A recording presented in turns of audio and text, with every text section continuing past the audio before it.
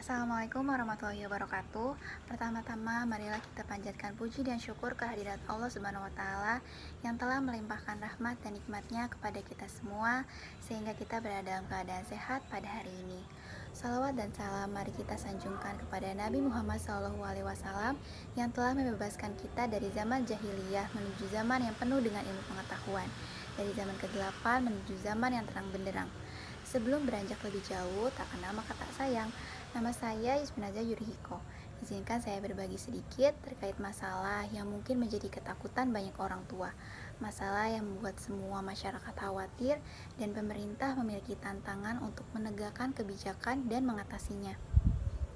Masalah tersebut adalah terkait nafza atau narkotika, psikotropika, dan zat adiktif lainnya yang seringkali disalahgunakan oleh berbagai kalangan termasuk generasi muda. Bahkan, menurut data dari Indonesia Drugs Report 2022 yang dirilis oleh Pusat Penelitian Data dan Informasi BNN, prevalensi jumlah penduduk yang terpapar narkoba atau setidaknya pernah pakai pada 2021 adalah sejumlah 4,8 juta jiwa.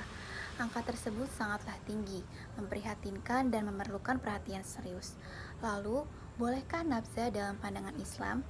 Pada kondisi sebenarnya, nafza dapat digunakan untuk kepentingan medis atau pengobatan dalam batas dosis yang ditentukan serta dalam pengawasan dokter. Hal tersebut boleh adanya. Akan tetapi, yang menjadi masalah adalah nafza seringkali disalahgunakan untuk kepentingan lain demi memuaskan penggunanya.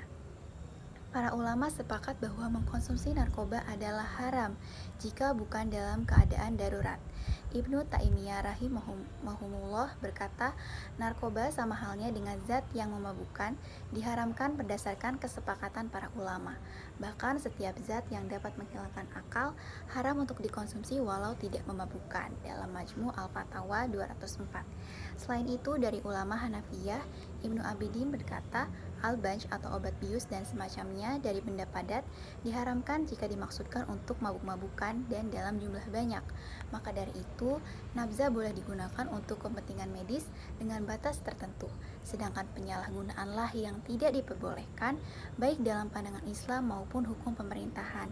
Lalu mengapa penyalahgunaan bisa terjadi? Semua itu karena setan berada di belakangnya. Melalui narkoba, setan beraksi dan menimbulkan keburukan pada diri manusia. Padahal Allah Subhanahu wa Ta'ala melarang manusia untuk menjauhi keburukan. Allah berfirman dalam Quran surat Al-A'raf ayat 157 yang artinya, dan menghalalkan bagi mereka segala yang baik dan mengharamkan bagi mereka segala yang buruk. Pada ayat lain, Quran Surat Al-Baqarah ayat 195, dan janganlah kamu menjatuhkan dirimu sendiri ke dalam kebinasaan. Hal ini berarti kita tidak boleh mendekati sesuatu yang buruk, sebab hal tersebut diharamkan dan dapat merusak diri serta keimanan. Beribu bahaya yang ditimbulkan nafza menunggu para pemakai yang menyalahgunakannya dalam berbagai aspek kehidupan, seperti gangguan kesehatan. Misalnya, kokain dapat meningkatkan resiko serangan jantung, stroke dan kejang, ekstasi meningkatkan resiko gagal hati dan jantung.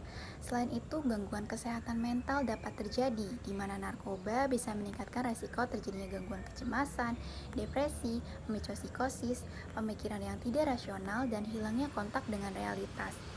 Selain itu, hubungan sosial dapat terganggu.